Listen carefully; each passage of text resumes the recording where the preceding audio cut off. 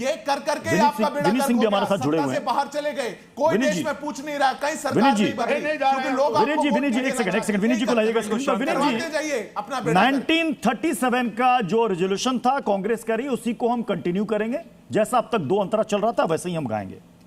ठीक है, पार्लियामेंट के इस एक्ट को नहीं मानते, बोले हम नहीं मानते, ये जो एक्ट है होगा एक्ट बट हम नहीं मानेंगे। अब क्या होगा फिर? ऐसे में तो इस एक्ट का कोई मतलब नहीं रह जाएगा। क्या मतलब रह जाएगा? देश के कई राज्यों में माना जाएगा, कुछ राज्यों में नहीं माना जाएगा, फिर क्या मतलब रह जाएगा इस एक्ट का? क्या करेंगे फिर?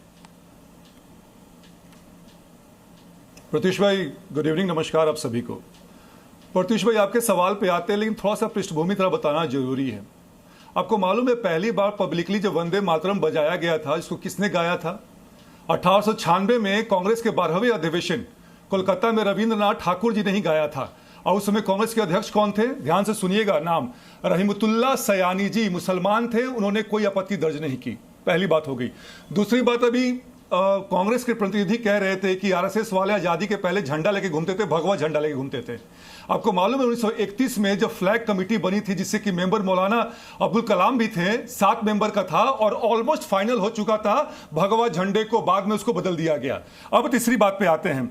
अभी विवेक श्रीवास्तव जी कह रहे थे कि इंक्लूसिवनेस और अपीजमेंट में अलग अलग कैरेक्टरिस्टिक है, अलग अलग उसको कीजिए। कर्नाटक में ओबीसी का आरक्षण दिया जा रहा था मुस्लिम को, वो अपीजमेंट में आता है सर कि इंक्लूसिवनेस में आता है? विवेक सर बताइएगा जरूर। क्या है प्रत्युष भाई, कांग्रेस के फितरत तो हम सब जानते हैं।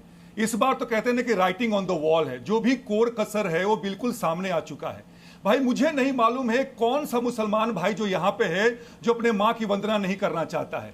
कांग्रेस जो है ये अपने तुष्टीकरण के हेतु ये काम करती है, और आज से नहीं, कांग्रेस ने शुरू से इतने समझौते किए हैं, जैसे कहते हैं इस्लाम में मूर्ति पूजा है, इस्लाम में मूर्ति पूजा है। सर चुप रहिए सर, विवेक जी चुप रहिए सर, विवेक जी एकदम चुप रहिए। इस्लाम में मूर्ति पूजा जायज है? Let me finish now, no let me finish now, let me finish now, no let me finish now. तो अरे boss let me finish, I will come to you ना, प्लीज लेट मी फिनिश। तो क्या है ना कि शाम की नजरों में शाम तक सुबह की नजरों में उतर जाते हैं, इतने समझौते पे जीते हैं कि मर जाते हैं। रविंद्रनाथ ठाकुर की बात कर रहे थे, आह्वान कर रहे थे विवेक श्रीवास्तव जी।